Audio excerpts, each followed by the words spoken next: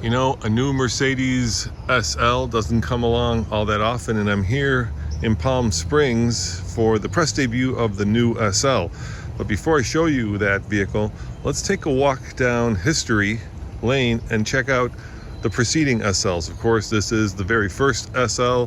It came out in the 50s as a gullwing, and then eventually this iconic car came out, the convertible.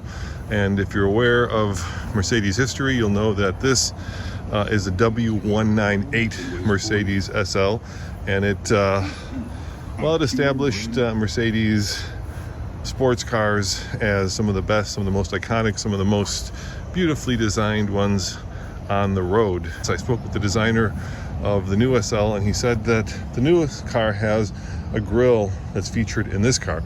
But before we get to the next generation car, let's do a little look at what Mercedes says about the car. Of course, like I said, it's a W198 300 SL, debuted in 1954 at the International Motor Show in New York.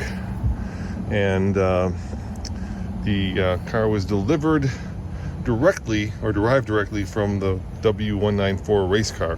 A straight six engine produced 158 horsepower, actually kilowatts, 258 horsepower, allowing for a top speed of 260 kilometers, which is, very quick for a car in the 50s. A total of 1,400 300 SLs were built between 1954 and 1957. And today, well, these are $1 million cars if you can get your hands on one. Highly collectible and, of course, highly beautiful. And I wish you could smell it, because you could really get a sense of the history when you smell kind of the way that gasoline is burned in this old car. All right, so I think it's time to move on to the next one in the generation, and that would be this one right here, affectionately known as a Pagoda. This Mercedes, also done or here shown by Mercedes in beautiful silver, is the W113. It came around in 1963 and was revealed at the Geneva Auto Show. It's an optional hardtop with a concave-shaped roof by narrow pillars reminiscent of ancient temples, hence the name Pagoda. Well, there you go. That's where the Pagoda name came from. It says the W13 had firm suspension, six-cylinder engine, was also taken from the saloon, bored out to 2.3 liters, produced 150 horsepower. In 1967, the 230 SL replaced by the 250 SL, which in turn was replaced by the 280 SL. In other words, more horsepower, 170 horsepower. These were very nice cars, very affordable for a long time, and then I would say like maybe 5 years ago, maybe even longer, 8 years ago, they went from being affordable to being very expensive. So nice examples of these obviously are now in the hundreds of thousands, but for a long time you can get these cars for less than, well, $50,000, even $30,000 cars. But they're not, and never were, exceptionally quick. More of a GT, more of a beautiful kind of touring car than a sports car, but nevertheless an iconic Mercedes. All right, so let's keep going.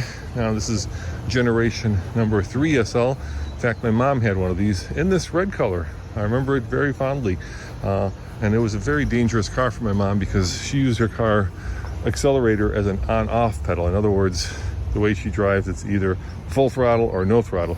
This is the R107 SL, and came out in the spring of 71.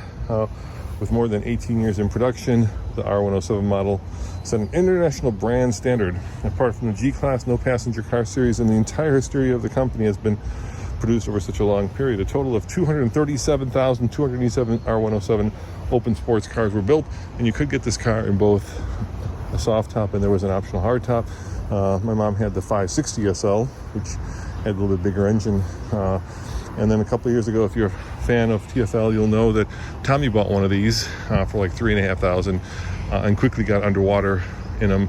I believe, if I remember right, these had the original mechanical fuel injection, which was very unique and timely for its time, but also unfortunately extremely difficult to work on.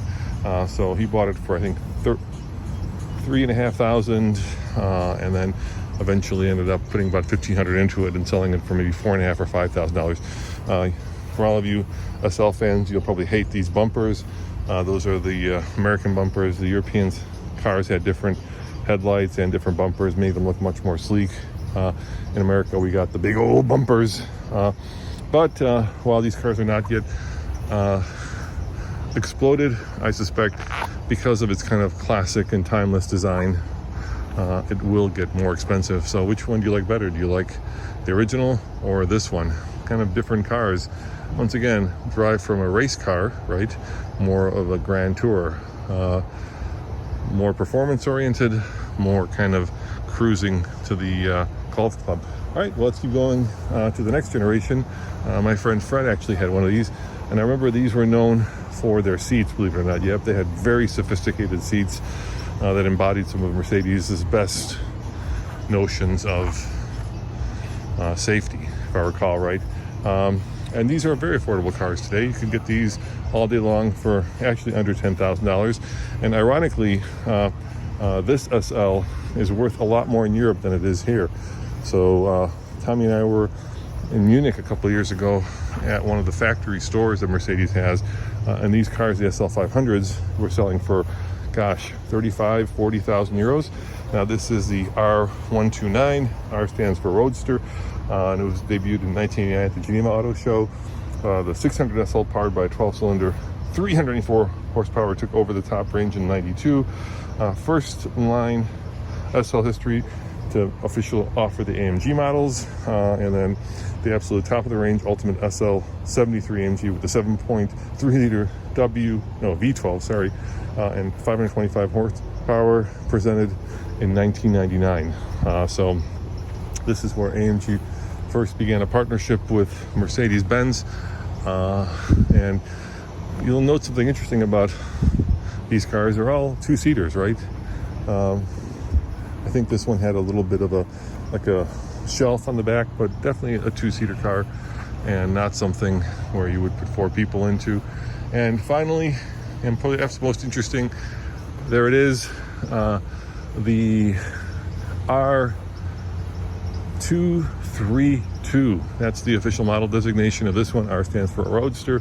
232 is the internal designation, and this will be only available as an 8-cylinder and as an AMG model. Comes with two engine options. There's the AMG SL 63 and the 55. Let's see which one this is. I'm thinking maybe because of the chrome exhaust notes, this might be it's a 63. And the 63 has a twin turbo 4-liter V8, produces 577 horsepower. And some of the unique things are first ever SL to offer all-wheel drive. Also first ever SL to have rear wheel steering up to 2.5 degrees, and they can either steer in phase or out of phase with the rear wheels. And there, get this, you peek in there, you kind of make it out. There are rear seats back there, so you can actually sit in the back. And then, remember at the beginning of this video, I said this car had a lot of different design cues from all the original cars, and you can see right there the grille. Does it look to you like the original SL?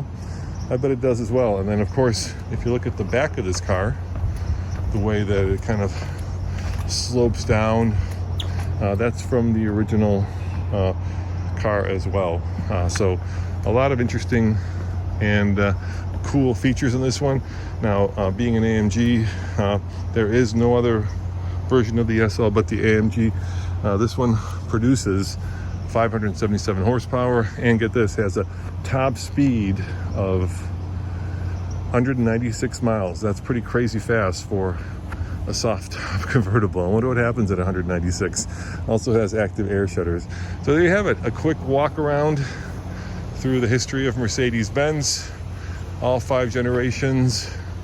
Which is your favorite? Oh, yep, he's right. Look, there's that sloping tail on the original that also is echoed in the new one. Let me know in the comments below which one is your favorite. And pricing, by the way, on the new one has not yet been announced, but keep in mind, these have never been inexpensive cars.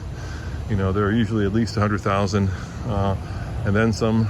I gotta say, I do love this car. I mean, that is just such timeless and elegant design, and I can see why these are selling for over $100,000. And they're starting to pipe in, well, look at that, fog or effect fog for the light show that's coming tonight. Hope you enjoyed that, and let me know what you think of the new one. As always, this is Roman, this time reporting for TFL Classics. See you guys next time. Ciao.